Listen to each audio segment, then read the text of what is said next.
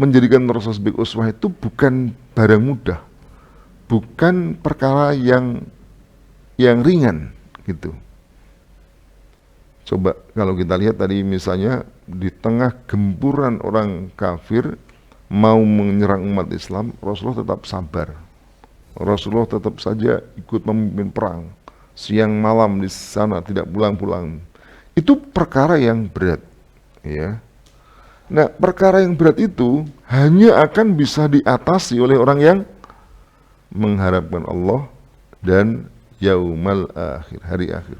Kalau dia mengharapkan Allah, mengharapkan ridha Allah, tidak mengharapkan hari akhir, itu tidak akan mau mengerjakan menjaga Rasulullah SAW, terutama yang berat-berat tadi. Berat. Gitu. Kalau yang ringan-ringan sih, sunnah Rasulullah kadang-kadang dipelesetkan, itu kan itu yang pelecehan sebenarnya. Jadi kalau kita lihat ya, itu tidak hanya yang ringan-ringan, yang menyenangkan. Ya begitu poligami ya sunnah Rasul gitu, tapi begitu menegakkan khilafah jihad nggak ada sunnah Rasul ya.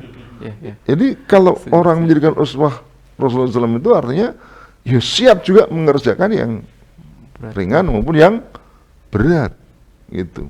Nah yang berat itu hanya akan dimiliki oleh liman kana yarjullaha wal yaumil akhir. Sementara kalau orang tidak beriman kepada Allah, apalagi tidak beriman pada hari akhir, ya nggak akan mau mengerjakan yang berat, ya. Jadi nggak akan mau. Jadi orang itu kan mengerjakan sesuatu itu kan tergantung pada imbalannya apa. Kalau antum disuruh jalan kaki 10 km siang hari, mau ndak? Hah? Mau ndak? Mau. Kenapa ndak mau? Berat. Tapi kalau dikasih uang 10 juta, mau ndak gak? Berangkat. Hah? Apalagi 1 miliar nggak bisa tidur sebelumnya, udah tunggu kapan gitu.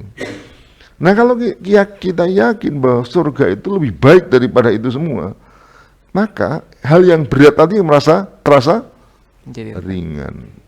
Kenapa terasa ringan? Karena kita ingat imbalannya. Jadi orang yang menjadikan Rasulullah SAW sebagai uswatun hasanat itu memang akan hanya dimiliki oleh orang yang liman kana yarjullaha wal yaumal akhir. Orang yang tidak beriman pada Allah, orang yang tidak mengharapkan Allah, tidak mengharapkan keridhaannya, apalagi juga hari kiamat, hari akhir, tidak akan dia mau menjadikan Rasulullah sebagai uswah.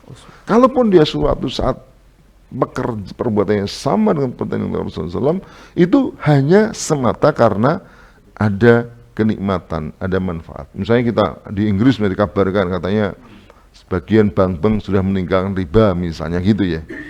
Itu kita lantas senang, ya memang mungkin itu yang baik, menguntungkan, tapi bukan karena dilandasi karena keimanan gitu.